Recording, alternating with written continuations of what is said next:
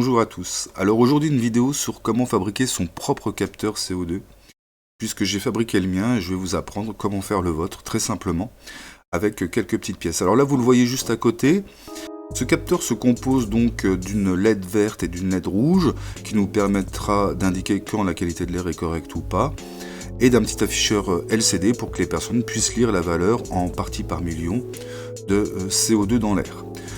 J'ai utilisé comme chiffre 800 parties par million pour déclarer le moment à partir duquel la qualité de l'air était dégradée. Donc si vous dépassez les 800 parties par million, eh bien la LED rouge va se mettre en route. J'ai pas ajouté de buzzer pour pas donner un côté, on va dire, un petit peu angoissant à l'appareil. Simplement, quand il passe au rouge, vous ouvrez la fenêtre, vous ouvrez les portes. Enfin, c'est une manière de vérifier si l'aération de vos pièces est correctement faite, ce qui est très important. Donc, lorsqu'il y a un virus qui circule dans l'air. Alors, je vais commencer par vous présenter le matériel que j'ai utilisé pour réaliser ce capteur. Alors, vous avez évidemment... On va commencer donc avec le fameux Arduino, que vous connaissez tous, donc à un prix dérisoire, évidemment. J'ai utilisé pour pouvoir réaliser tous mes branchements facilement ce qu'on appelle un shield.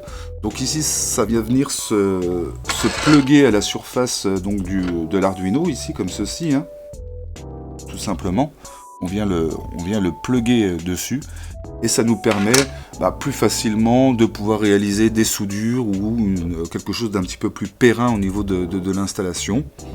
Et du coup, j'ai même utilisé le bouton qu'il y avait sur le board pour fabriquer un bouton reset. Évidemment, j'ai dû utiliser un écran LCD.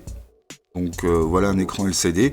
Et sur celui-ci, ce qui est très pratique, c'est qu'il y a de rajouter un petit système pour pouvoir communiquer avec l'écran d'une manière assez simple, mais je vais vous montrer ça juste après.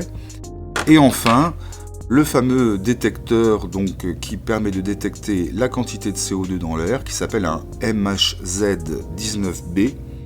Alors ne faites pas comme moi, j'ai voulu faire des économies et donc j'ai commandé ce capteur en version pas chère en Chine. Et donc celui que vous voyez là à l'image, c'est un capteur qui ne fonctionne pas, donc je me suis fait avoir. J'ai payé beaucoup trop cher pour rien du tout. Donc faites aussi attention quand vous commandez vos pièces électroniques à l'étranger. Voilà au niveau du matériel. Alors on va voir maintenant plus précisément comment on va réaliser donc cette affaire. Alors déjà, on a besoin donc de l'écran LCD. Alors voilà pour le branchement de notre écran LCD sur lequel vous allez retrouver donc un ground, évidemment la mise à la terre. Vous avez VCC qui représente donc 5 volts, donc je l'ai branché sur le plus 5 volts de l'Arduino. Vous avez SDA qui est branché ici sur le pin 4 et SLC qui est branché sur le pin 5. Entrée analogique. Alors ça c'est important puisque la librairie qu'on va utiliser pour piloter cet écran utilise ces deux pins. Alors si vous voulez voir comment on peut avoir la bonne librairie, je vous ai préparé quelque chose là-dessus. Pour la librairie de l'écran LCD, vous rendez dans votre Arduino et vous voyez que moi au niveau de mon programme j'ai utilisé donc une librairie qui s'appelle Liquid Crystal. Donc vous allez à outils, gérer les bibliothèques et vous allez rechercher la bibliothèque Liquid Crystal. Alors c'est la première qui apparaît, chez moi elle est déjà installée ici. Et si vous voulez, donc vous avez juste à cliquer sur installer, et si vous voulez plus d'infos, vous pouvez cliquer sur More Info et vous aurez accès directement au GitHub de cette librairie. Une fois qu'elle est installée, normalement vous pouvez donc aller vérifier dans vos exemples et normalement dans les exemples vous allez pouvoir retrouver donc ici Liquid Crystal E2C et moi j'ai utilisé Hello World comme base de mon programme pour pouvoir afficher ce que je voulais sur mon écran LCD. Donc maintenant nous allons voir la même chose pour le capteur MHZ19B. Alors tout d'abord le branchement du MHZ. Donc ici sur la fiche technique, vous pouvez repérer qu'il y a des pins, donc un pin pour l'alimentation, ici ça sera donc le V-in, 5 volts toujours sur mon Raspberry Pi, une pin pour la terre, donc le ground, à relier aussi au ground de l'Arduino, et j'ai utilisé donc le protocole de série avec RX et TX. Alors ici vous voyez que il y a 2 pins pour ceci sur l'appareil. Il faudra donc brancher le RX de l'appareil avec le TX de l'Arduino, ainsi que le TX de l'appareil sur le RX de l'Arduino. Alors pour ceci, on a besoin d'une librairie qui s'appelle MHZ19. Donc vous voyez que c'est celle que j'ai utilisée dans mon programme.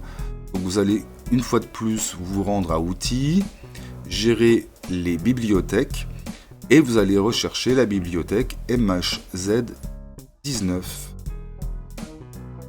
L'appareil, le programme va vous proposer plusieurs librairies. Faites attention, ici il s'agit bien de la deuxième. Moi j'ai installé la première, mais elle ne fonctionne pas. Donc c'est bien celle MHZ19.